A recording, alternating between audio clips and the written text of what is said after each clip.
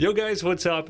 Often asked, never done before, I'm finally gonna do it. A Warcraft 3 hero tier list. There's 24 in all. 24 heroes. Every race has 4 and there's 4 races. That's 16. And there are 8 neutrally available heroes. Are there any useless heroes? Which ones are must pick, must take? I'm gonna be breaking it down for you one by one. Tier S is the best, and then A, B, C, D. Quick definition, S is something that I would almost always pick, or that you could never go wrong with, right? Tier A is very, very good. B is just good. C is viable, or let's say situational.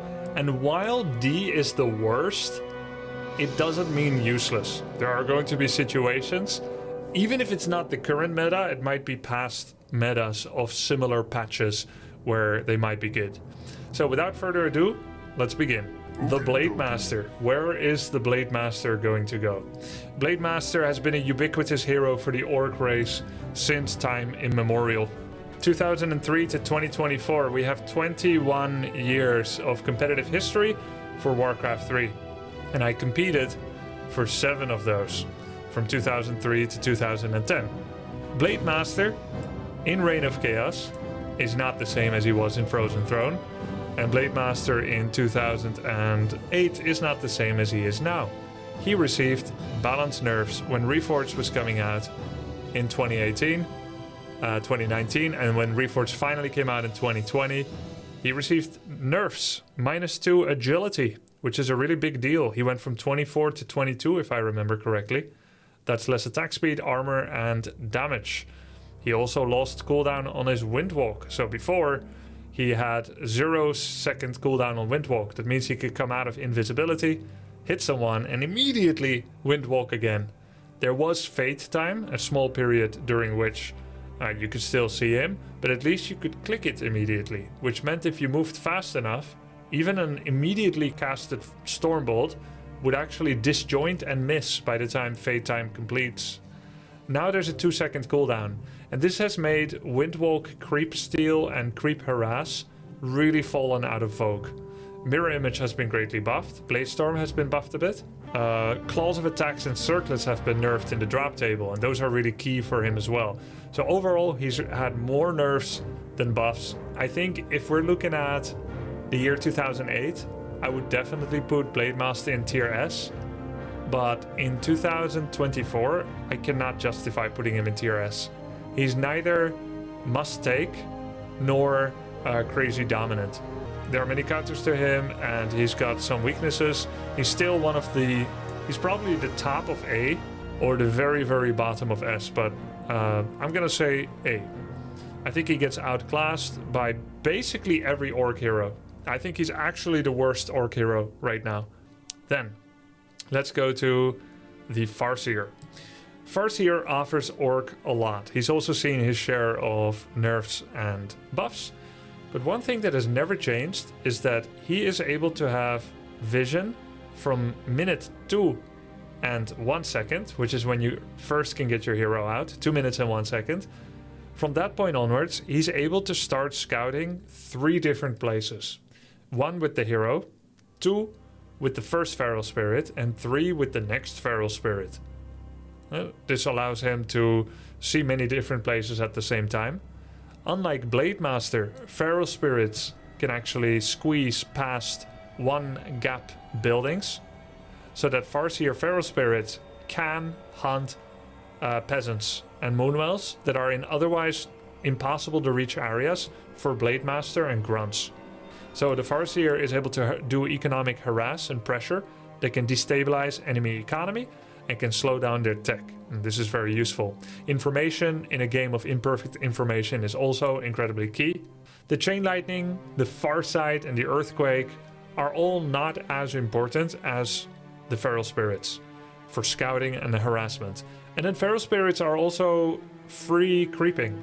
By free I mean it's 2 bonus units, albeit weaker than a grunt, but it's still bonus units. That means more damage. Definitely more damage than the Blade level 1 represents by himself when you add Farseer and the 2 wolves together, especially when attacking medium armor enemy creeps. And medium armor creeps take bonus damage from normal. Hero damage doesn't do bonus damage to anything. So if you put your feral spirits on the ranged creeps with medium armor, it's even more speed accelerant. And perhaps most importantly, they tank. They tank the creeps as well.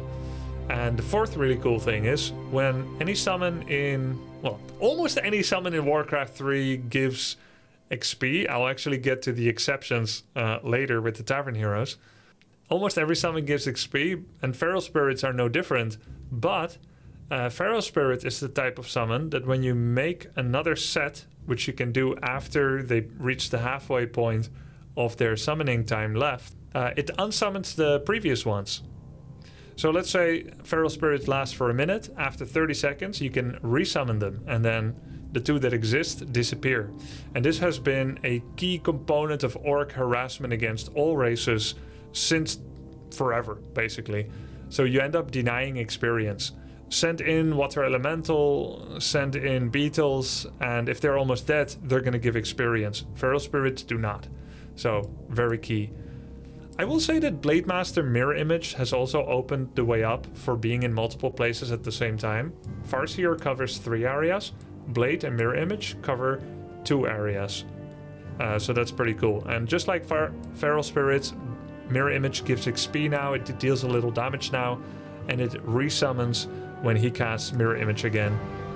But I've not yet seen Mirror Image Blademaster openers to achieve the same kind of results as Farseer Feral Spirit for many reasons. And that's why I think Farseer is a higher tier hero. Having said this, even though Farseer I think is tier S and Blade is tier A, in some matchups you are still better served by going Blade instead of Farseer. So this is not a list that says never go for anything except S if you have S. There are situational advantages on certain maps and in certain maps where one hero might be better than the others. Then we have the Tauren Chieftain. Where do we put Tauren Chieftain? Tauren Chieftain has an aura that has been nerfed since the majority of Warcraft 3's lifespan. It doesn't have as much movement speed as it used to. And his War Stomp and Shockwave have been rebalanced from time to time. Once they added more damage to War Stomp, they did end up nerfing his stun duration a bit, but then they made Shockwave cheaper from 100 mana to 90. So what is TC? What is his role? He is one of the best scalers, the only strength hero for Orc. He is naturally resistant to nukes. By nukes in Warcraft 3, we don't mean, you know, radioactive, radiothermal nuclear warfare. Well, it's very close. Coil Nova, Stormbolt, you know. Hero spells deal damage to heroes at a rate of 70% of their value, but that's still a lot of damage. It directly impacts their health and bypasses the armor stat. So the only thing that really helps is high health. So any strength hero is resistant more to spells, and any agility hero with low health but high armor is relatively more resistant to basic attacks. So the TC is resistant to spells. That makes him an ideal second hero. If you make an intelligence or a agility hero second or third, they're going to have such a small health pool that a single Coil Nova will kill them. But if you make a Tauren Chieftain second or third, he comes out with 800 life, right? So he's going to be pretty resistant to that. Plus, the bigger your army is, the bigger impact getting Endurance Aura has, because it affects everyone around him, no cap. Whereas Shockwave and Stomp have a cap. Shockwave has an actual hard cap built into it, and War Stomp has a cap in terms of how many units of surface area can stand around him. Endurance affects everybody. So he's the best scaler. He's a great second and third hero. The only thing he can't do is be a starter hero. Farseer and Blade can be starter heroes. TC has had some starting hero builds. I'm not saying it doesn't exist to do it. TC Headhunter is a big one. But I don't remember a single instance in the Warcraft 3 meta of the pro scene of any level worth playing, like any top 50 player, where TC First has been successfully implemented and used to beat a player of note. There is one example. About 3 years ago, Lyn beat Foggy with TC First on Last Refuge. And that's the only time ever remembered seeing it. And I don't believe Lin would ever do that if he thought that it was going to be a dangerous game against Foggy regardless. Now, Foggy is a very good Ukrainian Night Elf player, and Lin is the best orc in the world right now. And Foggy is good and could maybe take game from Lin, but Lin is highly favored. I think he did it because he saw Foggy was choking. I saw the game, he was kind of choking. It's not supposed to be good. Some people will disagree with me and leave angry comments in the YouTube video, but it's invalid. TC has never been a good starting hero. That doesn't stop him from being tier S though. TC is one of the best heroes in the game. In fact, Orc has some of the best heroes in the game.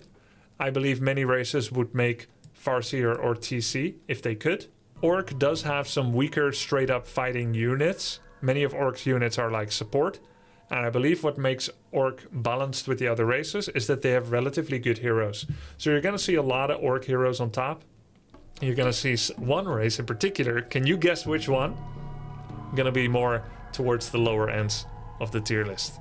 Okay, where is Shadowhunter going to go? Shadowhunter. Where do we go with Shadowhunter?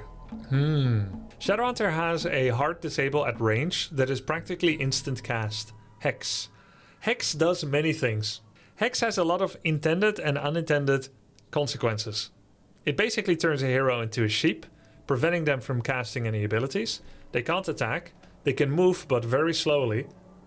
And that's what it's supposed to do. They can't cast spells, no attack, move slowly, right? And they stay in that state for some time. It is dispellable, so a quick devour magic or abolish magic removes it. But Hex does so many things. Here's the intended things that I just mentioned. And then there is interrupting channels, right? Which you can do with it. But there's more. Hex actually prevents mana regeneration on a hero while they're a sheep. Probably something to do with the vagary of the coding in that hero has temporarily been substituted by a different type of unit that momentarily occupies the stats of that hero. So they get momentarily no mana regeneration. Another thing is the hero will be considered as a hero for XP acquisition sharing, but doesn't get any XP. So say for instance, you kill my hero level 1, which gives you 100 XP, and you've got a shadow and a blade, but I have hexed your shadow. 50 XP goes to shadow, 50 goes to blade, but shadow's not at home, so he doesn't get anything. Blade gets 50, shadow gets nothing. So not only does their presence there steal the XP by sharing with the other heroes present, evenly split, but they also don't get it.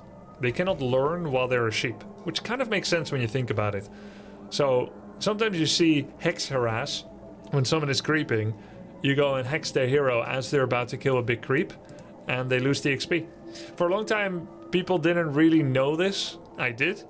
And then you could see that they didn't even hold their attack on the creep. So Hex is very strong. Then you've got Serpent Wards. Serpent Ward is one of the most broken summons in the game. You definitely don't use it all the time, as it is pretty weak and outmatched against enemy ranged units. So it is not good against riflemen, it's not good against archers, fiends, it pretty much does nothing. It's pretty weak against heroes as well. And that's why you don't really see serpents as much as you could or should. But serpents completely destroy sorceresses, priests, dryads, huntresses, talents. They're just insane. You can have up to 6 at the same time if you keep spamming them. They have this funny status as a summon that doesn't get auto-attacked. So a Quill Beast will draw auto-attack fire, but Serpent Wards have to be focused one by one. They can have hundreds of points of health, and they can do 40-50 damage of piercing, which results in like 70 damage on units. Very, very powerful. You don't use it all the time, also because of how good Hex and his other skill is. You've got Healing Wave. Healing Wave is one of the most reliable, quick ways of healing. At level 2 and 3, it's more efficient than waiting for heal solves. You just drink Mass Clarities, buy a mana pot, and you start heal waving your army. It's only the most grievous wounds you would still heal solve, but you'll rely more and more on heal wave as the game goes on. Shadow has occasionally been used as a starting hero in various metas of Warcraft 3, and he is a fantastic second or third hero.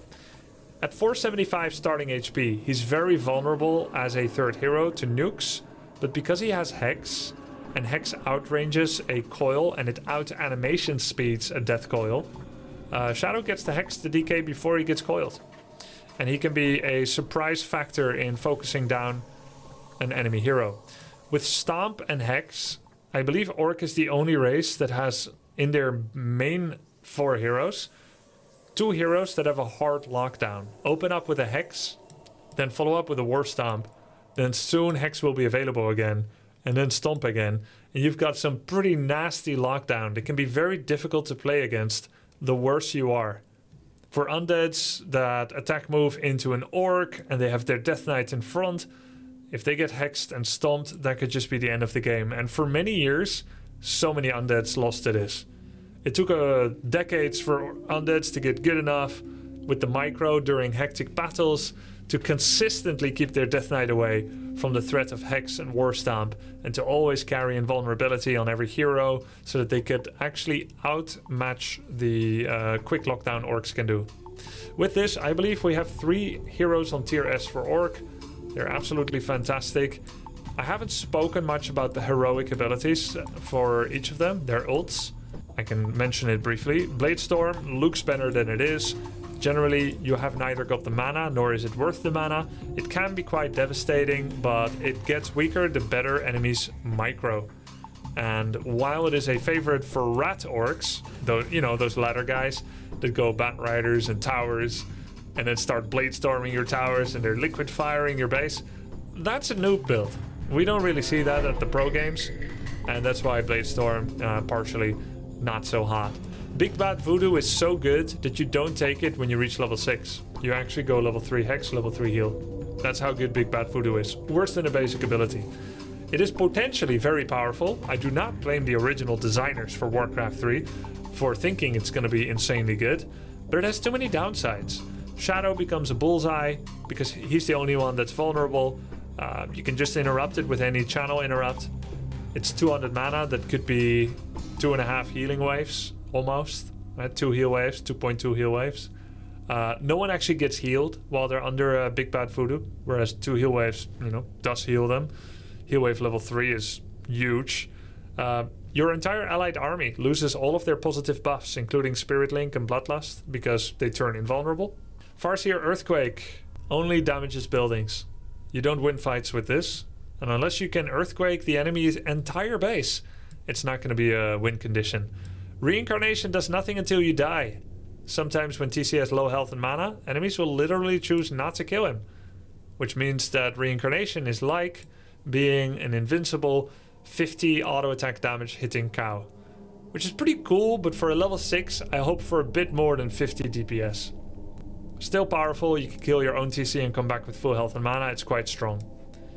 But it's not their ults that make them good. Alright, let's move on to the next race. Let's go to Undead. But apparently Shadow, someone told me, Shadowhunter Hex no longer stops regeneration. I'm not 100% sure if it's true or not, but I figure I should mention it. Maybe that's not an advantage anymore. Alright, Undead. Let's begin with CryptLord. CryptLord has seen very little play recently. CryptLord's major role in the meta has been as a third hero for 2004 Undead. 2004, 2005, Undead was often going for CryptLord third in the combination of DK, Lich, CryptLord, and then they would go Impale and Spiked Carapace. Spiked Carapace not because it was good, but because they generally wouldn't want to spend the mana on beetles when Impale was a thing. Impale's quite good, and it got better.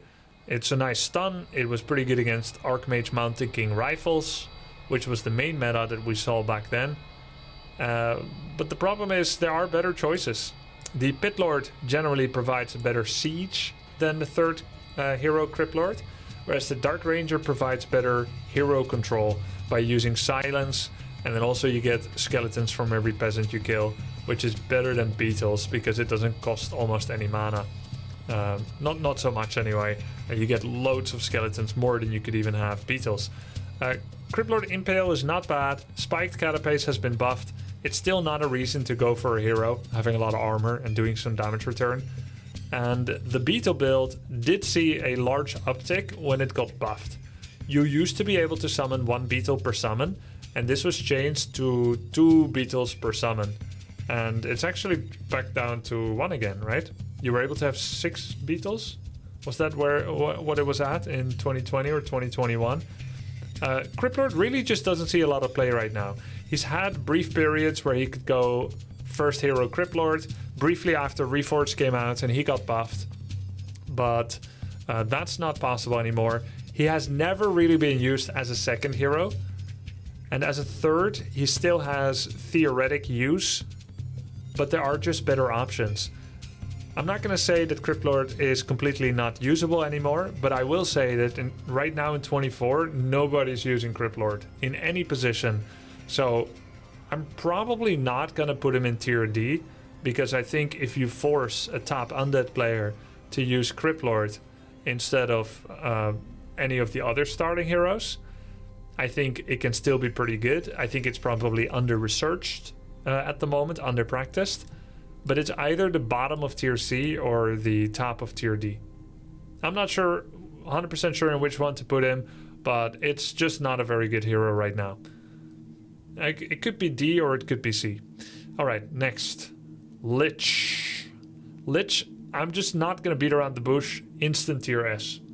One of the best heroes against air, with Frost Nova basically hitting every single air unit.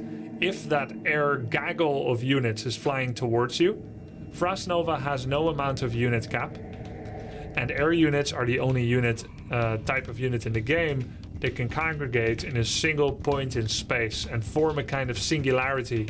It's always been like this in Blizzard games. It's only when they stop moving or flying towards a communal point that they start auto-spreading to about the same spread that ground units would otherwise have. So you can try to counter Frost Nova by splitting your air units in a really wide area and then flying towards an opponent. All the undead has to do is to move back a bit, right? Just move back until your air units funnel back in, and then they hit you with the Frost Nova. Frost Nova has an instant cast point. There's no animation wind-up, so it is a great creep stealing mechanic as well. It is fantastic on air. It does 50% slow and 50% attack slow on every unit hit. It does good damage. The most damage on the main target, with additional 50 to 100 to 150 damage on units around it. It's just what's not to like. Frost Nova is 125 mana, but with Dark Ritual, especially as Lich gets higher level, it's Frost Nova City all day, every day. A great hero nuke with the slow and the damage, and it reduces a lot of damage from the enemy as well. Frost Armor, fantastic ability. Basically, it drops the enemy attack speed by 50% when they hit the target. Frost Armor on a unit also gives extra armor, so it drops their damage. So essentially, if you're hitting something that has Frost Armor, you're doing less than half damage because of the extra armor points and your slower attack speed. And your slower movement as well. So if the unit moves away, you're doing even fewer hits. So Frost Armor takes you from 100% damage and drops you to like 30 or 20% damage when you're hitting that target, which is insane. It's an insane buff. It's only 40 mana. And although you can level up Frost Armor to get more points of armor, that's really the worst scaling I've ever seen on an ability, because it's not the slow amount that scales, it's just the amount of armor. And that's arguably the least important thing.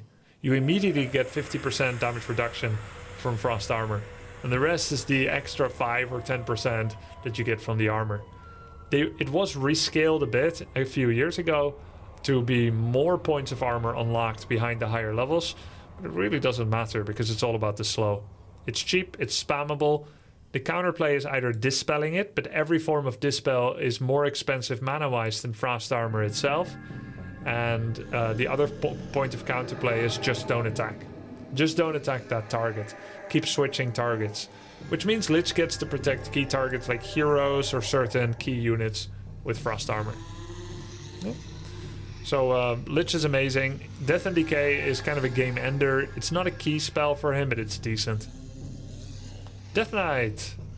Oh, and if I didn't make it clear, I think Lich is tier S. Death Knight. Where does Death Knight go? How many games can Undead play without the Death Knight? Can you go for Lich first and then not follow up with Death Knight? Probably not, because Lich needs the healing because he's kind of squishy. Can you play Fiends without going Death Knight? Without that movement speed to help kite? Without the regeneration? Do your statues ever receive enough regeneration? You know, any mechanical unit in the Undead army receives bonus regeneration as well from Unholy Aura. Not just bionic units like Necromancers and Fiends and Frostworms, but also mechanical units gain regeneration that otherwise would never have it, that you would always have to spend money on. Statues would be much easier to hunt down. So DK is also tier S for me. You pretty much, Undead will play 99% of their games with both. Now, of course, you also have to talk about alternatives. You have to talk about what the hero does relative to others. Can't put everyone in S? Yes, I can. Yes, I can. Yes, I can. I'm just starting with the ones that have the most tier S. I'll revise it if everyone is in tier S. DK has a 300 damage nuke on 75 mana on 6 second cooldown, 6 or 7 seconds cooldown, I think. That is 3 unit kills every time you meet an enemy army. The movement speed he offers, together with the spam ability of Coil, especially Coil Nova together, you kill a unit instantly when 2 armies meet, and then you can start moving away because you have that good movement speed. You know, if all other things are okay. So DK, of course, he also has Death Pact, which can help save himself. You generally don't need it. It's pretty much all about Coil and Unholy Aura. Undead can barely be played without DK and without Lich, and Undead is a good race. So where does it come from? Partially these two. Next, Dreadlord. Dreadlord is a funny one. Yeah, he enables Sleep Surround fast expansion. He also is a good third hero to come with Carrion Swarm to deal with things like flying machines and siege engines. His ultimate is one of the best in the game. Next time I should rank ultimates on the tier list. Ultimate is one of the best in the game, Infernal. Vampiric Aura is one of the worst auras in the game. It gives lifesteal to melee. Melee is less powerful than the developers originally probably thought it was going to be and intended. Ranged kind of dominates Warcraft 3 in general. That makes Vampiric and Thorns pretty weak. It's also the kind of melee units that Undead has that aren't as easily used with Vampiric. Ghouls and Abominations. Ghouls have very little health, and Abominations don't have that much damage, so it can be quite hard to get a lot of value out of it. Dreadlord solo has been a strat sometimes. I have seen matches won with it, perhaps tournaments. I've seen some Death Knight Dreadlord strats in the early 2000s. That was pretty fun, DK into Dreadlord. He was a key hero in Reign of Chaos, right? But we don't see Dreadlord all that often. I do think that it is a quite good hero, but the days of Dreadlord first are not really upon us anymore. It is still somewhat possible, but it's going to be quite tough, and you need to have a very special strategy. I'm going to rank him in tier B, first B hero, the Dreadlord. Soloing him and getting Infernal is very powerful. Spamming Carrion Swarm to kill peasants is powerful. Defending fast expos with sleep, quite powerful. But these days, fast expos are also possible with Lich first. Also possible with DK first. Didn't used to be possible, but Expo for Undead got buffed a lot in 2020. And now you can actually fast Expo with any of the 4 heroes. Before, it could only be done with Dreadlord. And I would have probably placed him in B as well, still. So, next, that's the 4 Undead heroes. Next, let's go to Night Elf. This is going to be a little controversial, I think, for some of you. Because Night Elf is a pretty strong race, but I don't think their heroes are as good as some people think. Let's begin with the Demon Hunter. The Destroyer of Fun. The Destroyer of Fun. Demon Hunter has Mana Burn, and since recently his Immolation has been buffed as well. Before, he was a Mana Burn evasion bot. That meant he was a high damage high survivability tank with evasion and high armor class. And then he had mana burn to stop himself from getting nuked by things like Stormbolt, Coil, and Nova. So if he removes enemy mana and he's good against physical, then he pretty much has it all. He creeps well because he has good damage. He is very efficient with healing, like Moonwells and Rejuvenation and Heal Potions, because he has such high armor class. And so he's a good hero. He is common enough to be used to actually get his ultimate unlocked from time to time. In games that go long enough, into the 40-minute mark, you might get his ult sometimes, and it is one of the best. We used to call this Superman, because nothing can beat it. And you would have to run when he turns on Metamorphosis. It just destroys everything. Buildings, splash damage, it kills heroes, it becomes invincible. Superman. And I never found its kryptonite, except running away. The Demon Hunter, I think, is either tier S or tier A. Demon Hunter is a fix to a problem in that most Night Elf heroes do not do a good job of exchanging hits with opponents.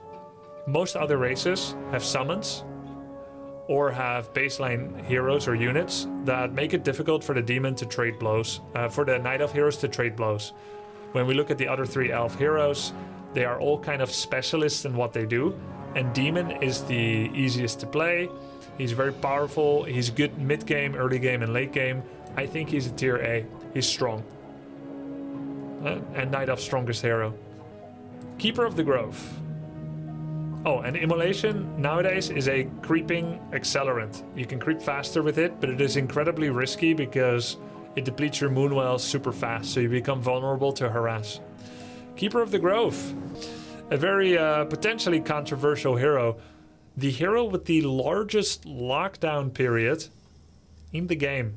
Entangle can last... I'm not exactly sure where it is at right now in the balancing of things, but I believe for most of Warcraft history, level 3 Entangle took 48 seconds. That means if you have no Dispel and you have a Tauren, that Tauren is not going to fight the rest of the fight. Right? Keeper of the Grove has the worst aura in the game in Thorns, together with Vampiric Aura.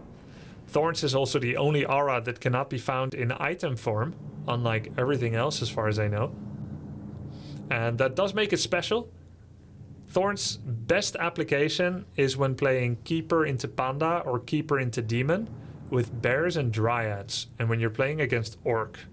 Orc tends to counter with Grunt, Raider, Kodo, and maybe Walkers against Bear Dryad, and usually Orc plays Blademaster against Night Elf. So Thorns will actually do a lot of damage back to the Orc army. That's why it is not useless. Force of Nature is a creeping accelerant because you can create summons, you have early army, and they can help you to creep many things. It also tanks, it's also a scout that can go in many different directions. Force of Nature receives a buff from trees, Nature's Blessing. They get the armor and the movement speed. So then they become even a lot better. You can have up to 4 summons with a single cast, which makes it expensive to dispel for many dispellers. And then Entangle can be a hero focusing tool or a unit pick-off tool. Keeper of the Grove is best known for his ability to create map control via bonus units and lockdown. Once Keeper is level 3, every race must hide their units. Any fiends that are made must stay at home. Any grunts or headhunters that are made must stay at home, lest you risk losing all of them one by one to one Entangle and the next and the next. So he is a good map control hero. He's a great starting hero. He's a great second hero. And he's also had purpose as a third hero for Night Elf, where the Night Elf is facing Mass Raider hit and run. Trading a Night Elf Town Portal scroll for an Orcish speed scroll has been a very successful strategy during many different metas of Warcraft 3. And running away and getting some units cycloned forces the Night Elf to stay until Cyclone drops the unit again. But Entangle, Staff of Preservation your Keeper home, and then do an Entangle on Raiders, that's a guaranteed kill once the army TP's in. So it's really useful as a third hero. I think Keeper of the Grove is also still being used from time to time as a starting hero. Definitely against Orc, it's still a top tier hero. But I cannot really put him in tier A. I think Keeper is just slightly worse than Demon Hunter right now in his current form.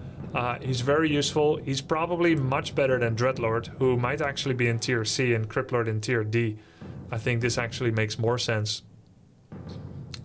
Because I think he deserves his own category under these guys, but definitely above Dreadlord. I'm retconning the rest of the list, yeah.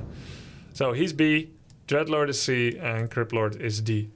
Then, Warden. Warden is an interesting one. Warden needs game-long scaling.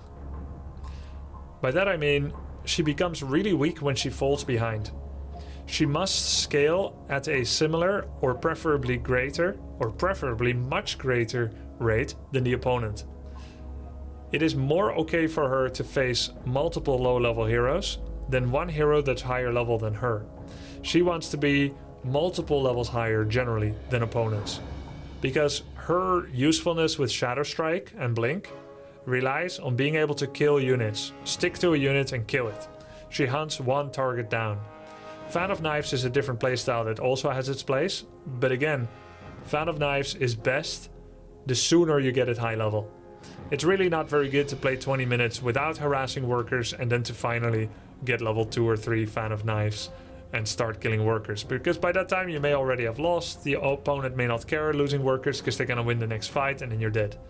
Right? So Warden is 99.99% of the time played as a first hero. That means you're not going Demon or Keeper first.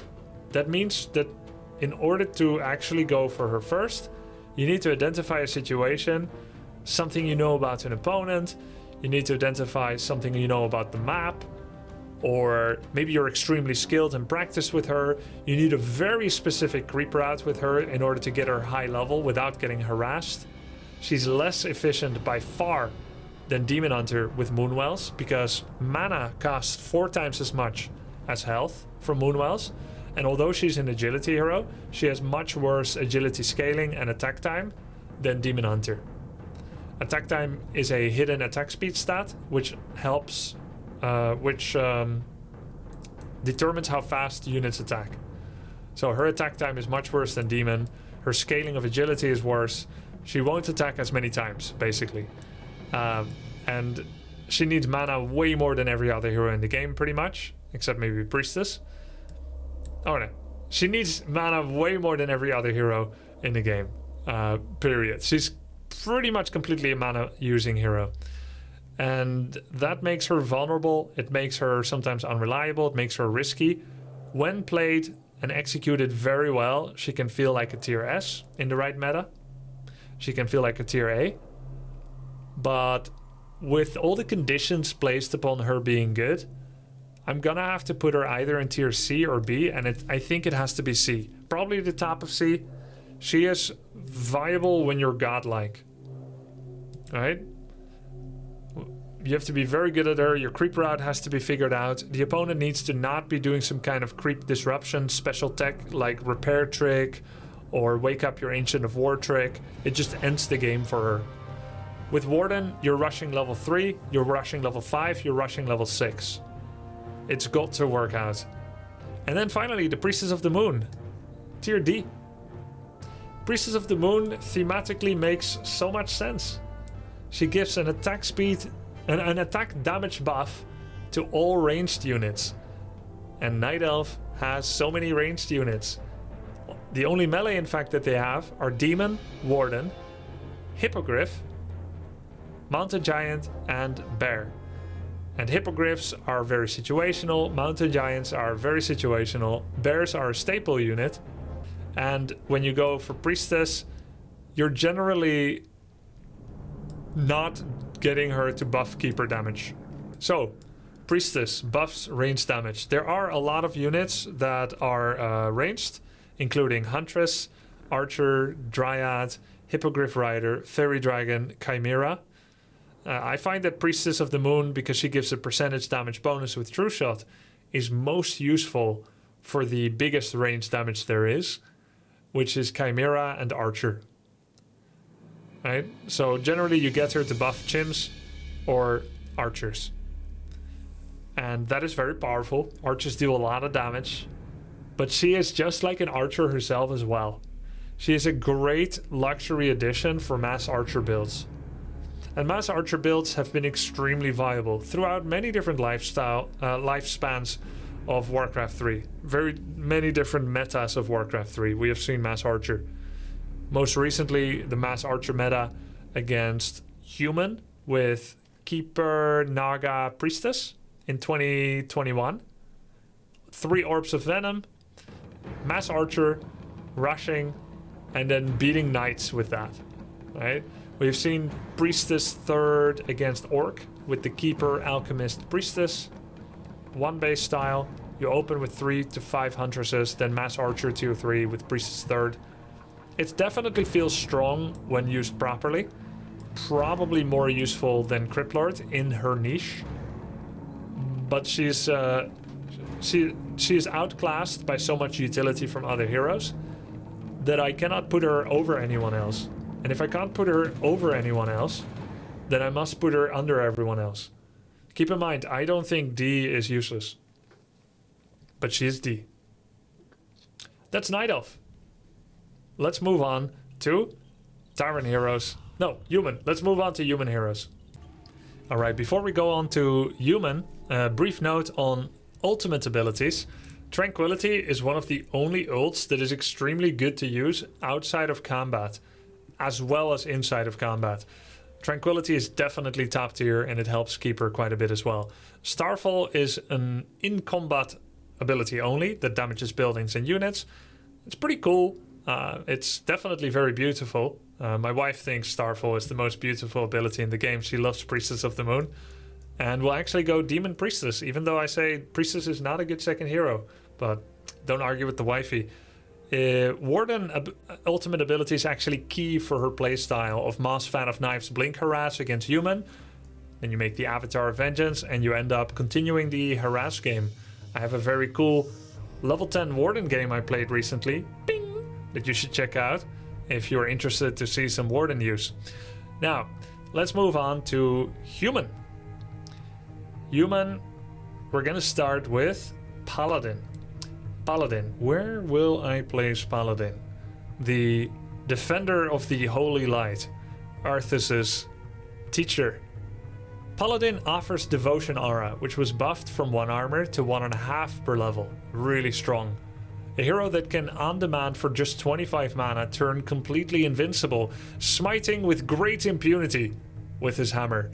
And then for just 65 mana, he has a rather slow casting animation heal that heals 100, 200, and 300. No, it heals 200, 400, and 600. Or can be used to deal 1, 2, and 300 damage on undeads.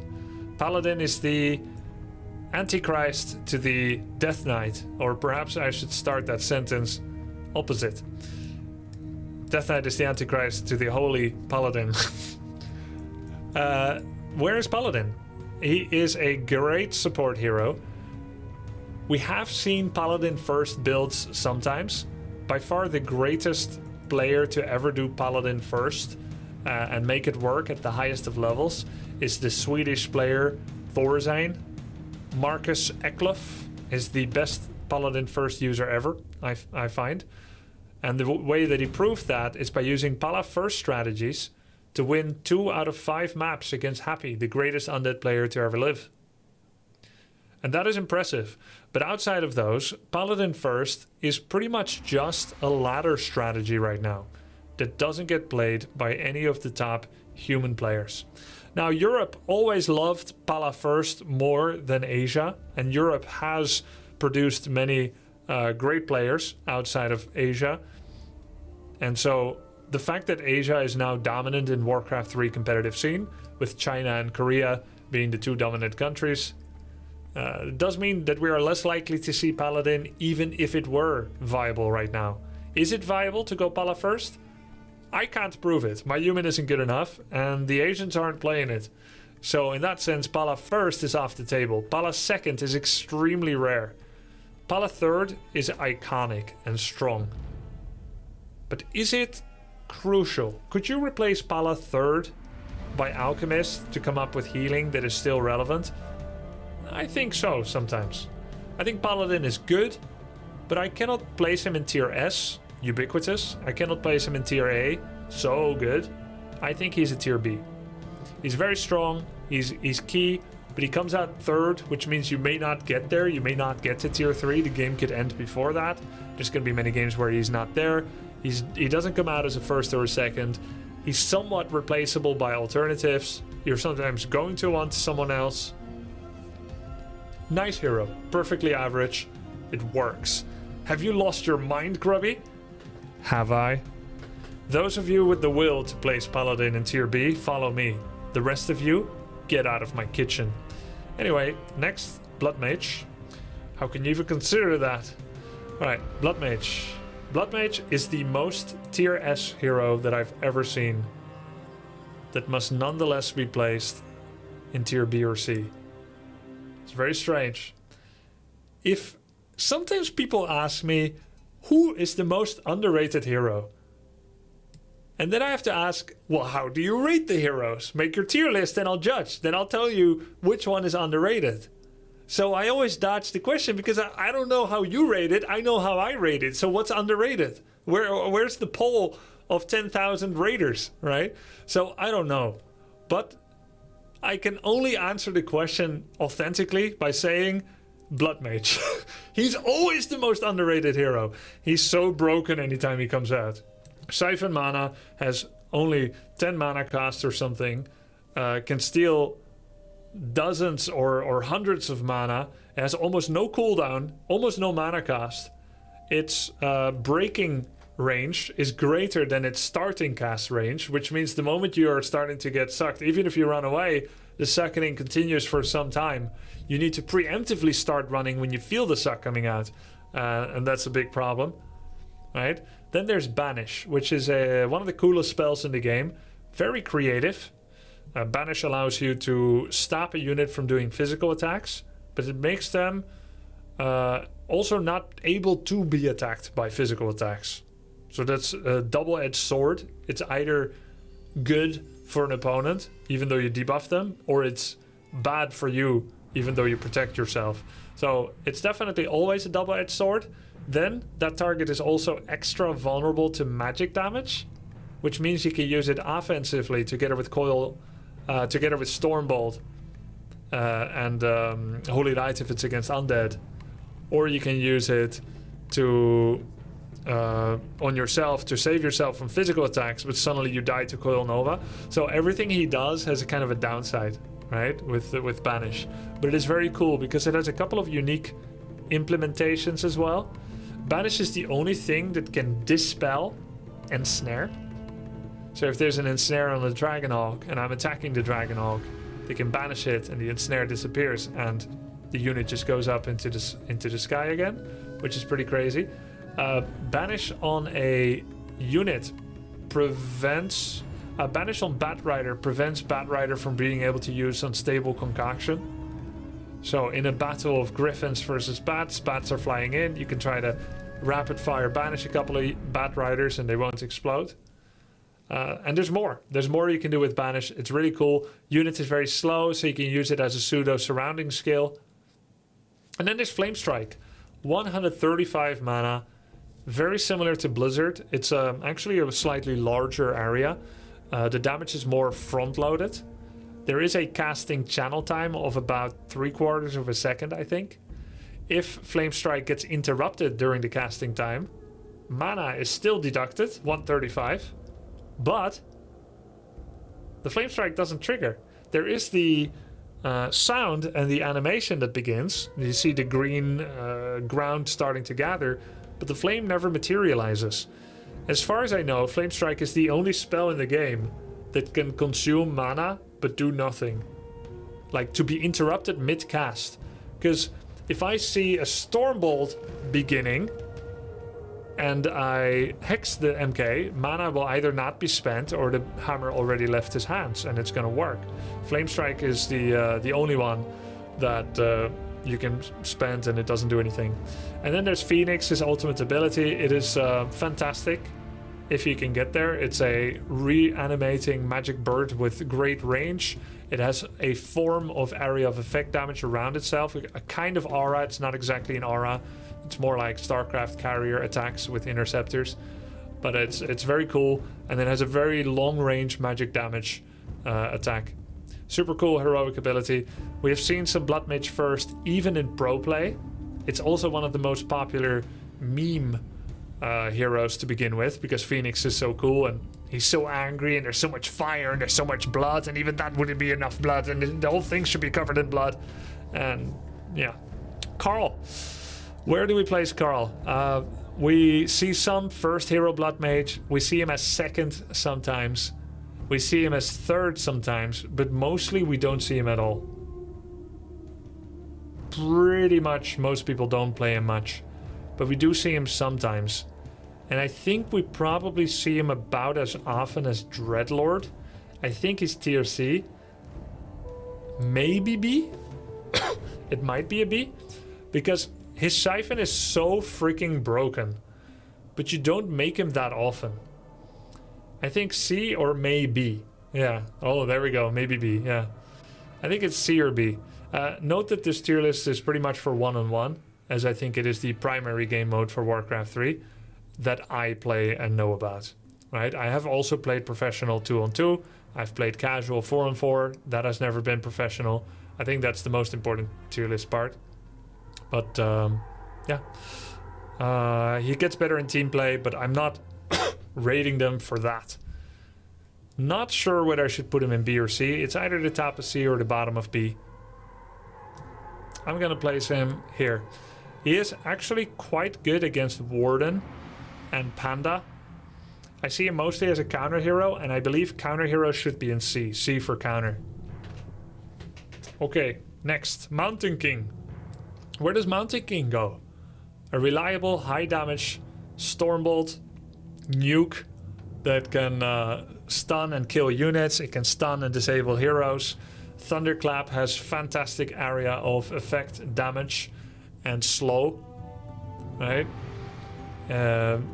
It does a attack speed slow. It does a movement speed slow. It is uncapped in how many it can hit, only limited by the area.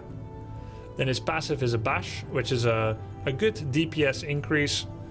Not as much as critical strike, but not as little either as Pandaren Brewmaster crit.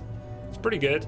And it stuns people, which means it's an interrupt of channels, which just completely removes probably 1/5 of ultimates in the game. And he's tanky. He's tanky, he's reliable, he's trusty, he's key. Mountain King is a great first hero, he is a great second hero, and we have very sometimes seen him as a third. And not because he's a bad third, but because he's so good that you take him first or second almost always. That means he's either a tier S or a tier A. And I think he is not as key for the race. There are alternatives. I cannot justify putting him in tier S. I think he's tier A. Look, here's why. You can go Mountain King second. In those same situations, you can often make a good case for Naga second, Pandaren Brewmaster second, Alchemist second, Beastmaster second. Mountain King has been outpicked by at least 4 Tavern heroes during many long periods of Warcraft 3 meta. If he was so good, then why were players favoring Firelord, Alchemist, Beastmaster, Naga or Panda over him so many times? Checkmate. So he's tier A. Very, very good. Very, very good. He's the closest to be tier S. He's close to be tier S, but I think he's an A. Okay, final human hero. No questions asked. You all know it was coming. Tier S, obviously. Obviously. Archmage. Right? He's got water elemental. Archmage can have up to 3 water elementals for a short period of time. That's 375 mana worth of summons on the field. They are a ranged unit, which means that they cover an area of anti-air, meaning that they are a bridge to preparing for air before you get more anti-air out. Get surprised by Wind Riders as a Pala, Mountain King or Bloodmage, and you pretty much just die. If you're mass casters like Sorceress, Priest, Breaker, If you did a fast expansion and you don't have a mercenary camp, and your first tower isn't ready, and Gargs or Windriders come in, you just lose instantly. Boom. But Archmage has a ranged attack, Water Elementals have a ranged attack, and because of that, it buys time. You can defend the initial air units, and now you can start making rifles, siege engines with barrage, flying machines with flak cannon or without, dragon hawks with aerial shackles. It buys time, right? It's a damage sponge, it's a tank, the Water Elemental. They deal damage, they're bonus units. Then there's Blizzard. Blizzard is quite good, right? Blizzard is an area of effect damage channel that is excellent at sieging down enemy tower lines. From out of range of the towers, the Archmage can channel Blizzard and probably hit like 3 towers at the same time. He can harass worker lines with Zeppelin after fast expanding in order to slow down your expansion. It is a way of pivoting into a new skill build after enemy gets too much dispel, and they start removing all your water elementals. You start getting Blizzard with Thunderclap or Blizzard with Drunken Haze. You start Blizzarding Grunts, Raiders, and Druids of the Claw, or maybe even Ghouls. So those are 2 very good abilities. But perhaps the skill that makes Archmage most ubiquitous, most unmissable, most inimitable is Brilliance Aura. Brilliance Aura did receive a nerf a couple of years ago, which is very recent by Warcraft 3 history, and it is probably deserved. Brilliance Aura gives mana regeneration to every unit and hero in your race. It is so unmissable that you cannot consider going double Arcane Sanctum unless you have an Archmage, either first or second. You must have Archmage to enable Sanctum builds. That's why when it's Mounticking first, it's often followed up with a Paladin and then a Bloodmage. If you go for that build, you pretty much don't go Sanctum. It's all Barracks and Workshop. Barracks and Griffin Aviary. You might do a Sanctum for 2 Spellbreakers, but really you end up usually regretting it, even if you go 2 Priests, because in a minute or 2 from now, they have no mana anymore. And they will never have mana.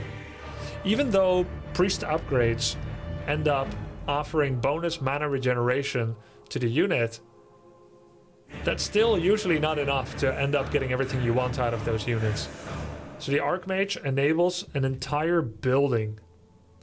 Breakers, Sorcerers, and Priest. And those 3 units happen to be among the best in the human race. Perhaps not in every matchup as much, but in Human Mirror, Priest and Breakers are key. Against Orc, they're key. Against Night Elf, it's kind of depending how you play the game. And against Undead, we don't see Sanctum play all that much, which is actually why sometimes you can try to skip the Archmage and play Mounticking instead. Alright, but Archmage is undoubtedly a tier S. His level 6 is pretty cool. Mass Teleportation. Together with Tranquility, the most useful ultimate outside of fights. Okay, next up. Tavern Heroes. We have 8 in all. I'll be ranking these heroes not just relative to their relative to the racial picks that you have. When I think of rating a Lich, I think compared to DK, compared to CryptLord, compared to Dreadlord, and the Tavern options. The Tavern heroes have to be rated alongside with the usefulness in mind that they can provide to any of the 4 races. And because Tavern heroes are always available on demand, they carry a very special, unique advantage. First, know this about Tavern heroes. They can only be hired on maps with taverns, which in the current meta of Warcraft 3 is literally every single map has a tavern. So we got that out of the way. Tavern heroes cost 35 lumber more than altar heroes. And I believe maybe they cost 25 gold more as well, or perhaps I think it's still the same gold as altar heroes. But anyway, they cost 35 lumber more than altar heroes, which is sometimes a significant cost that you may be able to or not able to pay based on the situation. Right? Tavern heroes are trained instantly. Normal heroes train over, I believe, 65 or 55 seconds. So let's say about a minute. So if a normal hero takes a minute and this is instant, that's really useful. These heroes start in the middle of the map at the Tavern. That means that that's halfway to your opponent's base already. The average orc peon travel time from one main base to another, I tested it once, in the meta of 2009, the shortest rush distance for a peon from touching one Great Hall to the enemy Great Hall was Echo Isles with 42 or 48 seconds. And the longest was Terranistan with 65 seconds. Peons are slower than heroes, but whole armies move slower than the average army speed because you always have to wait, they block each other. So in short, I can say that the average rush distance from one base to the other is about a minute or maybe about 50 seconds. That means that reaching the halfway point takes about 20, 25, maybe 25 seconds. That means that with the 60 seconds, 25 gold more than an altar. Okay, so it's 25 gold, 35 lumber. The 60 seconds that they don't need to be made and the 25 seconds they don't need to travel, they can get to an enemy base 85 seconds faster than any altar hero that comes out second. The first Tavern hero is delayed artificially by Blizzard in the Tavern, so you can't rush too early, like at minute 1. So as a second or third hero, they're 85 seconds faster than altar heroes, and that's a pretty big advantage. And they train instantly, so they can immediately start fighting if you're next to the Tavern. Okay, Tavern heroes, in order for them to be used, they need to be better than the racial equivalent. You see where I place Orc heroes, tier S and tier A. Orc never uses Tavern heroes, almost ever. The only Tavern heroes that Orc pretty much uses are between 2004 to 2010. Orc was using Blade, Shadow, and then Alchemist third, but only against human, only when human went Mountain King Pala, and when they went Fast Expo, and when they went Triple Griffin Aviary, which was a build that Sky developed in 2005, 2005, and it was used until 2010, but it doesn't get used from 2020 to 2024 all that much anymore, so we don't see Alchemist anymore. We also never see Blade first against human anymore, it's all Farseer. So the only niche case where Orc hires Alchemist is gone, for multiple reasons, so they never go for it anymore. We see Orc never getting Alchemist first or second, so Orc doesn't use Alchemist. And you'll find that many of the other heroes do not get used by Orc either, just because their own heroes are so good and crucial. So if Orc doesn't use Tavern heroes, who does? Well, in fact, the only Orc hero for the Tavern that gets used right now is Firelord as a second. And it's not because he's good. I think Firelord is going to rank pretty low. But it's because he's especially good at one small part of the game. Undead barely uses Tavern heroes because Death Coil is so integral to the Undead race, and Coil can only be cast on Undead heroes. The only Undead Tavern heroes are Dark Ranger and PitLord, so the other 6 are really hard to justify for Undead, as they cannot be healed easily at all. Not with Coil anyway. Human uses a lot of Tavern heroes. Their Brilliance aura enables any Tavern hero to shine, even if they have a problematic relationship with mana. And Night Elf uses Tavern heroes a lot. First of all, they don't have any tier S heroes, and even though they only have a single tier A hero, the rest is in B or lower because of that. And that means that any Tavern hero that may be tier B or higher, or even if it's tier C, may still be picked up by Night Elf, not because they're generally stronger, but because they're stronger in certain situations. So you pick them up as you see the strategy your opponent is gunning for. So let's start ranking them. Beastmaster has had his moment. In 2004, Beastmaster was one of the baddest dogs in town. You would go Beast first as Night Elf, double Ancient of War Mass Huntress. You would start creeping 4 to 6 orange camps as Mass Huntress gave you map control. The only problem is, Mass Huntress was kind of like training a tribe of Neanderthals to fight with stone axes and stone shields. Very scary if you're a gamer, cannot defeat Neanderthals, But gamers eventually grow up, then they go study, they learn about nuclear warfare, and suddenly the Neanderthals aren't so scary anymore, and now they're extinct. The only problem was, Beastmaster Mass Huntress, although they would eventually become obsolete against air units, Dispel, etc., they would pick up so many summons from all these orange camps that they used to creep on Twisted Meadows that they could basically kill you before you could launch the nuke. The enemy can't fire a nuke when you injure their hand! So Beastmaster was very oppressive in 2004, and he was also a fantastic hero as a second hero all the way from 2004 to 2010. Demon Beastmaster against Orc, Archmage Beastmaster against Orc. Pretty much everyone was abusing Beastmaster against Orc as a second hero, and he was very good. And we saw some Beast First play in 2004 as well. Beast Third, never really been a thing. And in the current day of Warcraft 3, we pretty much don't see him at all anymore. As a first, as a second, or as a third. So I'm gonna place him in tier C. I think he's still brimming with excitement at the thought of being used again. He's definitely still more useful than CryptLord and Priestess on average. But you actually may see him less than Priestess just because there might not be a single niche situation where he is more useful than someone else. He used to be more useful than Demon or Keeper. That's not the case anymore. Alchemist. Where to rank Alchemist? Alchemist is not used by Orc. He gets used an insane amount by Night Elf in Keeper Alchemist against Orc. Massing Huntresses and Archers is very strong, but you get healing problems. With Alchemist, you take those problems away. Healing Spray. Acid Bomb is also a great damage multiplier for Archers and Huntresses. And they will leave the enemy frontline in tatters.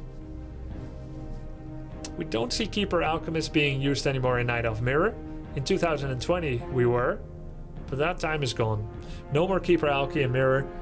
There was Keeper Alki against Human as well, and against Undead. No longer really valid. We don't see him all that much. So right now, Alchemist use is really only limited to second hero against Orc for Elf. We see some Archmage Alchemist against Panda first from Night Elf. We see some Archmage Alchemist against Warden first from Night Elf, providing some area of effect healing that can be quite useful. We also see some Death Knight Lich Alchemist against Orc, particularly when they play Focus style, which right now is Farseer Shadow, Fostech Mass Windriders. Alchemist is melee, but as a melee, he's the only hero in the game that has a natural anti-air orb effect attack. So he can help attack he can help attack air. The Acid Bomb is fantastic against air as well, as it is a armor remover, an armor debuff, and it does damage over time. So it's fantastic against Windriders and against Dragonhawks perhaps. So there's 3 races that actively use Alchemist right now. And that means that he really is quite useful. I'm gonna rate him in B tier. Oh, I only talked about Acid Bomb and Healing Spray. There's also Chemical Rage, which is a 25 mana attack speed and movement speed buff. Useful in a pinch. Not the reason you get him usually, but it's pretty cool. And his level 6. His level 6 is so good in FFA that people kill players that go Alchemist on site. People will team against you if you have Alchemist level 6 because they don't like getting their units sold to transmute. But in one-on-one, transmute is of course rare. I have pretty much not seen it often in tournaments. Like, I don't think we've seen a whole lot of transmuting in tournaments, but very rarely there has been transmuting. Most notably, my BlizzCon finals against Zakard, the PitLord versus Alchemist game. That was pretty cool. But he's tier B. Okay, next. Tinker. Goblin Tinker. You've got 2 seconds to comply. Where does Tinker go? Tinker was the hero to get 3rd for Night Elf from 2005 to 2010 against Orc. Demon, Beast, Tinker. Tinker has one of the few summons that doesn't give experience. Factory is a summon and it gives experience when it's killed, but it creates free units. It creates free units. I hate free units. I think free units should not exist in RTS.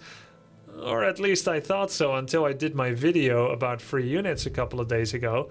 And I realized free units are not per se the problem. It depends how they get implemented and how free they are, how strong they are, and what the drawbacks are. That's why swarm hosts suck, but factory is actually pretty cool. The clockwork goblins can attack and move and explode and deal damage, but they don't give XP when killed. In fact, they explode and deal damage when killed. That makes them pretty annoying, but if you kill the factory, which is pretty easy to kill usually, you dispense with the threat. Factory is quite strong. We don't see it all that much right now, but it definitely has had its period in Warcraft 3 meta, and for that reason I think Tinker is quite nice still. Engineering upgrade is just generic buffs to a lot of small little things, so I'm not really going to mention it too much. Then you've got rockets. Rockets, with their design niche right now in Warcraft 3, the main reason to get rockets is not to pepper enemy ground armies with damage, but it is an area of effect channel disruption. It is quite similar to Dark Ranger's silence, but it actually stuns and does a harder interrupt of many things. Its most notable use is against human dragonhawks. If you're an undead and you're playing DK Lich and you're going gargoyles against human, and the human counters with Dragonhawk Riders, those Dragonhawk Riders are going to counter guards with Aerial Shackles, which is a lockdown, a very long stun and damage dealer, kind of like Dismember from Pudge and Dota. You just start damaging and it just keeps going and going and stunning. Do one cast of Goblin, rockets on a large cluster of Dragonhawks, and you interrupt their shackle, putting it on cooldown, and now the guards are going to win easily. And that makes Tinker extremely useful in that situation. He is a counter hero right now, primarily. Orc doesn't make Tinker. Human has done some Archmage Tinker tower rushes against Orc.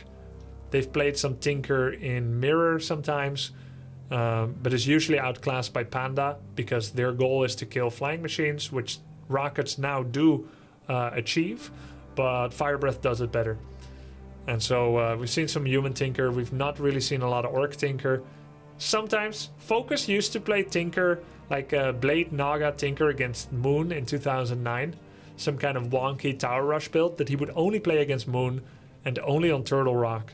So it is so niche to barely even deserve mention, but it deserves mention because sometimes he beat Moon. And then Undead, like I said, only against Hawks. Human sometimes. Night Elf has played Tinker either as a first hero or as a third. So everyone has like this tiny brush of using the Tinker. He's a counter hero. I'm gonna put him above Dreadlord and Beastmaster. Actually, I've not ranked most of them by orders, so if I don't mention it, doesn't mean Archmage is the worst tier S. But Goblin Tinker, I'm gonna rank him above, specifically above Dreadlord and Beastmaster. I think he has a purpose, but he's tier C for counter. Next, Firelord. Firelord is a useful Orc second hero, Farseer Firelord for a rush. Blade Firelord to defend the Farseer Firelord rush. We see some Firelord in Night Elf, very, very rarely. Undead doesn't really use him all that much, and Human doesn't use him all that much either right now. It was very popular to do Archmage Firelord Tower Rush against Orc from 2005 to 2010. But right now, I think it's ironically Orc that uses Firelord the most, and then Elf, whereas Orc generally uses Tavern Heroes the least. And that's because with Farseer, Feral Spirits, and Firelord, you have two heroes that can create a lot of summons. And they're both ranged units, ranged heroes, so they can attack and poke from afar, and that's great for rushing when enemy has base defenses. I'm gonna rank him in C. He's very situationally useful. He's more useful than these two. He is still known as the main rushing hero. He does rushing better than almost anyone, as a first or as a second. But you'll pretty much never see him as a third. You'll pretty much never be happy with him when the game goes long. All right, we're getting down to the final couple of heroes here of the Warcraft 3 Heroes tier list. Where will we place the final ones? Naga Sea Witch. Very occasionally do we see Naga Sea Witch first. Human has sometimes gone Naga first to rush a night elf player. Naga first with Footman and Militia and then Tower Rush. We've seen some cool wins on Echo Isles, for instance. If the Night Elf is trying to creep the mercenary camp first with Warden or Demon, and they're still busy, and the Naga suddenly comes to the base with 3 footies and 4 militia, that has been a win condition before, even against players such as Moon. She's a great second hero. We don't see her all that much as a third. So what is Naga? Naga is mostly a Frost Arrow caster.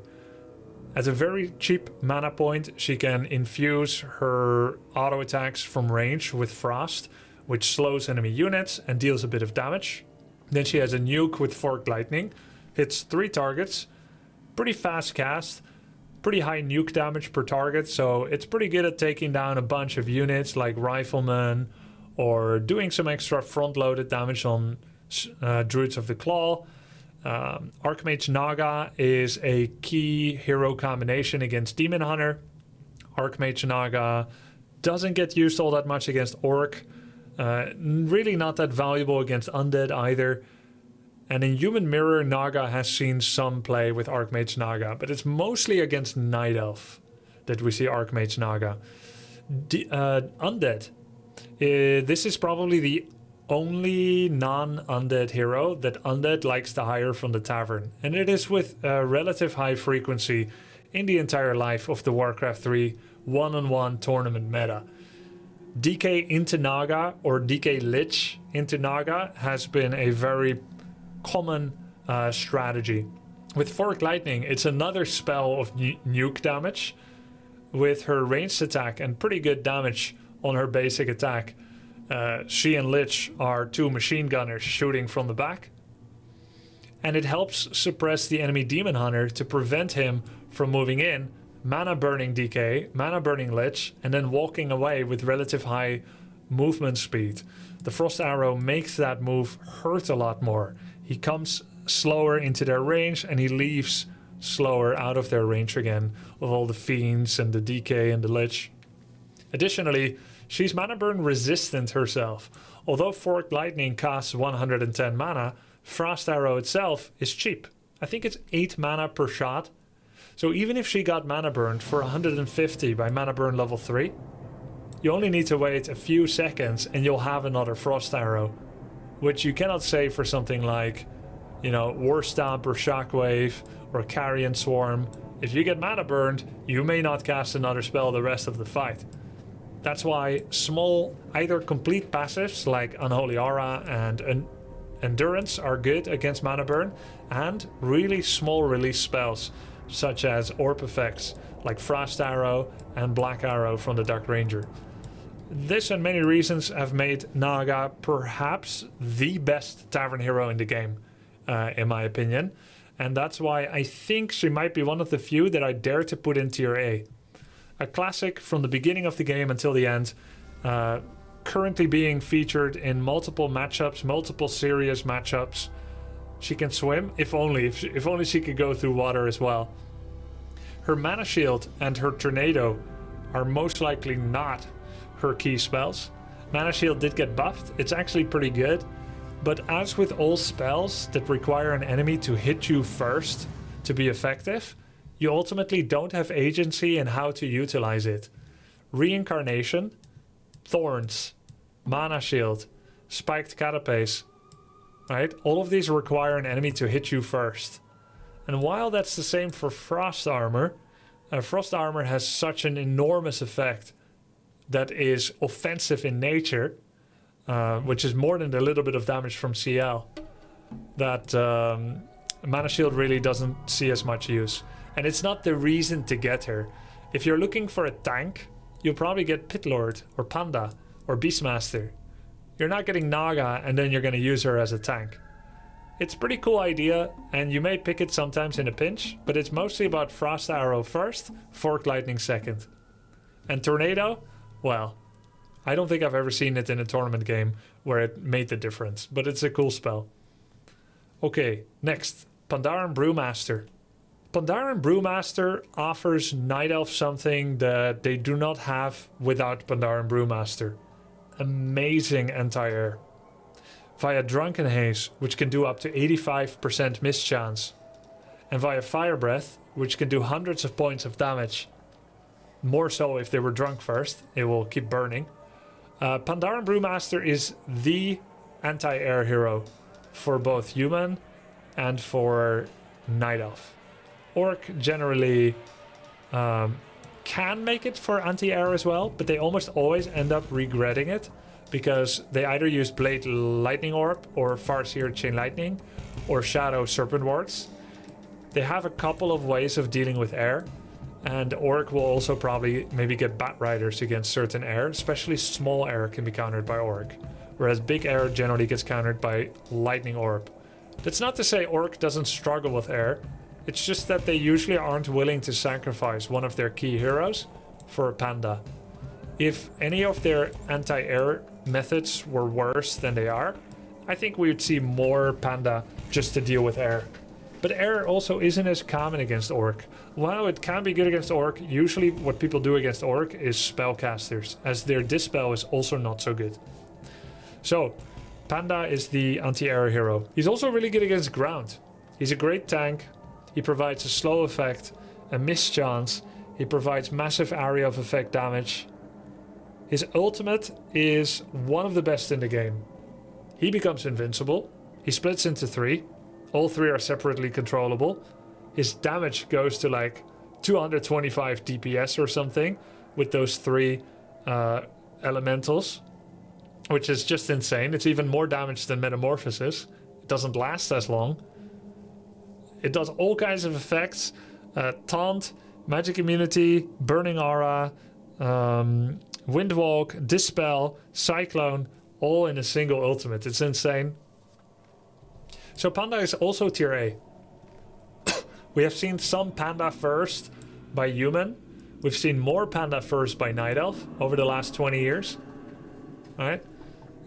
We haven't really seen Panda first by Undead or Orc. Panda second is very common. Panda is very important for Warden because Panda is also the primary mechanical damage dealer in the game. Fire Breath can kill siege engines and flying machines better than anything else in the game. So if ever you're facing Human Workshop, you should go Panda. He's good against buildings.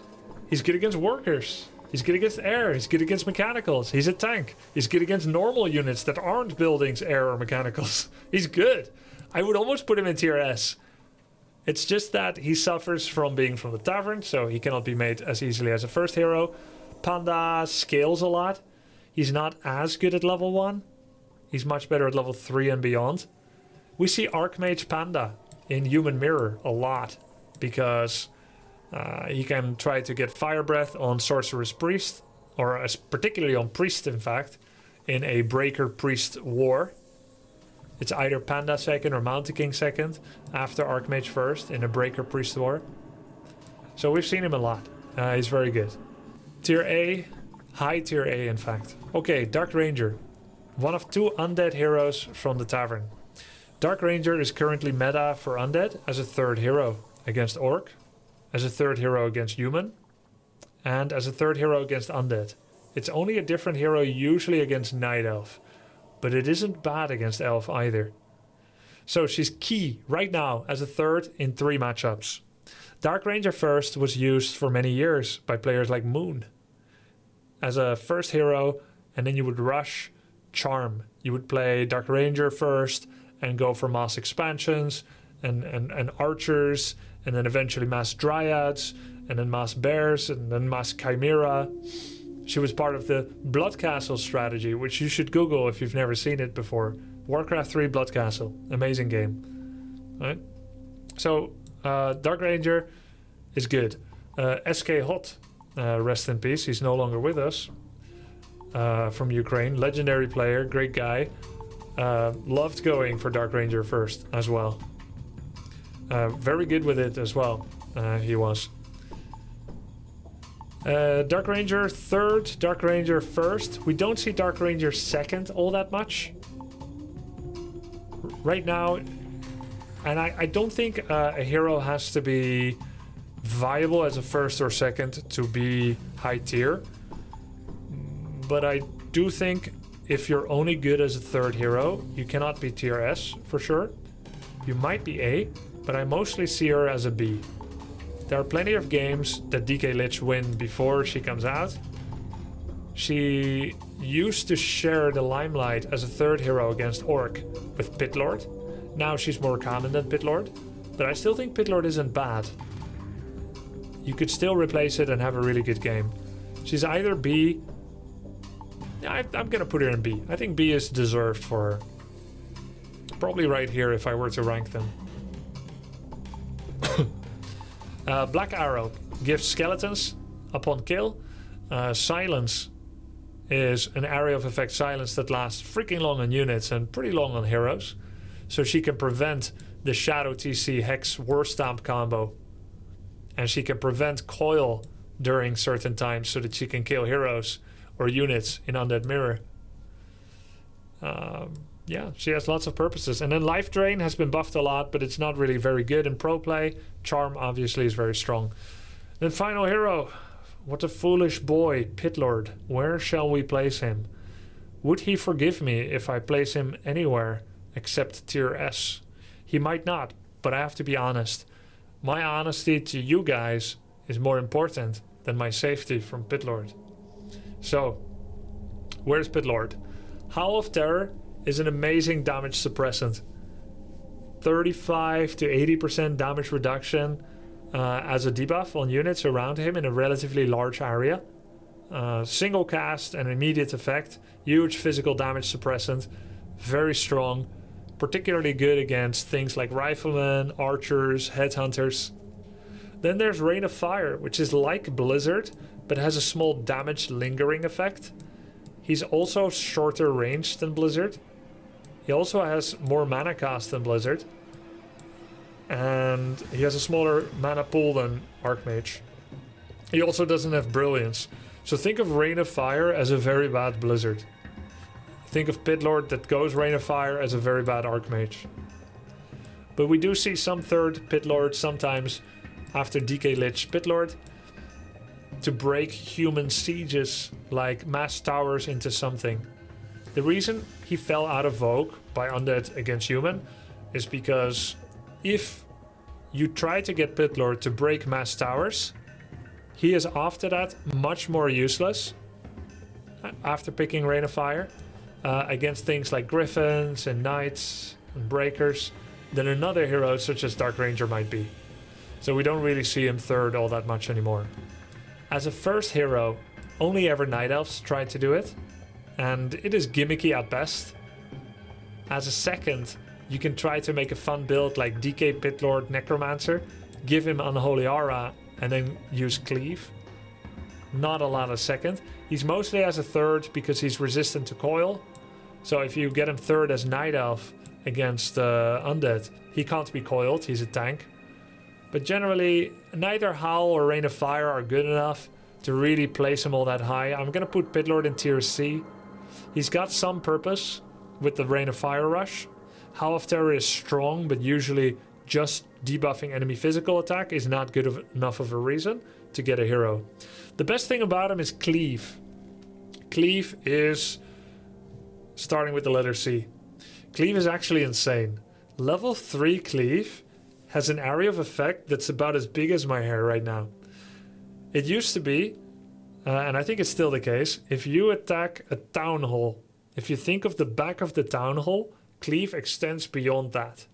And I say that, you cannot actually cleave through a town hall. Attacking buildings doesn't proc cleave. But if there was a unit at the start of a town hall and there's a unit at the end of a town hall, cleave would still hit them. It's a giant arc. Like a bag of fries in the Netherlands. That's how big it is. And the amount of damage it deals is insane. 90 or 95% of his base damage is done to the targets behind him. and armor is not taken into account. So it even deals more damage on things behind sometimes than what's in front. I'm not sure that's true actually. I think maybe armor is taken into account. The first unit armor is taken into account, and then it applies to everything behind 90% of the damage it did. It's ridiculous range, it's ridiculous damage. In 4 hits you can kill an entire peasant line. The only problem is he needs to be level 5 for it. Level 1 cleave is also decent, but he needs lots of items to be good. And most races that would like to get the PitLord could get something else equivalent. You're probably not going to get him as a damage dealer and a tank over Demon. You're probably not going to get him as a damage dealer and tank over Blade. Though there has been a Shadow Hunter into PitLord meta, in Orc Mirror specifically. Shadow first into PitLord, but only on maps like Amazonia and Terranist Stand, where you could actually abuse Lightning Shield to creep your Shadow. And then you go PitLord second because he comes out earlier and your tech is late, so you can't wait for Blade. So Orc has sometimes used him, Undead has sometimes used him, Human very rarely has used him, and Night Elf has very rarely used him as well. I think, and this is without tooting my own horn, the highest profile use of PitLord was the Sicard game, me versus Sicard in BlizzCon. And the only reason I went PitLord in a $10,000 tournament is because I misclicked. PitLord hotkey is I. No, O. PitLord hotkey is O. Firelord hotkey is I. No. PitLord is I. Firelord is O. There we go. Now you see how it happened. And I was clicking somewhere to the right side of my keyboard. And I was trying to get Firelord, which is a rush hero. And instead I got PitLord, which is a late game hero. And my opponent, Zikard, actually thought I was showboating him. He thought I was trying to give him a live humiliation, a metaphorical wedgie on the biggest stage of all, the BlizzCon Worldwide Invitational Tournament, Grand Finals, Grubby versus Zikard, Netherlands versus Korea. You're like, oh, just beating me isn't enough? You're gonna humiliate me with PitLord? You know what he did? He impulsively made Alchemist instead of Firelord. We were supposed to go Farseer Firelord both. He knew the same song and dance I did. Hell, he invented Farseer Firelord. Literally invented it in 2004. 1 year later, everybody's doing it. I'm doing it, he's doing it. My grandmother would be doing it if she'd be playing Warcraft 3. But because I misclicked and made PitLord, he impulsively let his intrusive thoughts win and made Alchemist. And we had one of the coolest games ever, and both got level 6. And I got Doom, and he got Transmute. I ended up narrowly winning, and that was a really cool game. But it was all a mistake. So PitLord is a mistake. Still better than Priestess and CryptLord though. Alright, that's my tier list for Warcraft 3. I would like you to let me know how wrong I was on literally every single one of these in comments. I want to know how angry you are that your favorite hero is not in tier S, or that I've rated all these heroes wrongly. Let me know in the most unreasonable way possible. Or, if you can summon it, I'd like to hear some thoughts and reasonable commentary. That's okay as well. And remember to give the video a like or a dislike. And if you got to this point, please subscribe to Grubby Talks. I have 3 YouTube channels, and Grubby Talks is actually the fastest growing one by subscriber count monthly. So please help contribute to that stat. It's a lot of fun making content on this channel. Thanks for watching. Hope you enjoyed the list, and see you next time. Bye.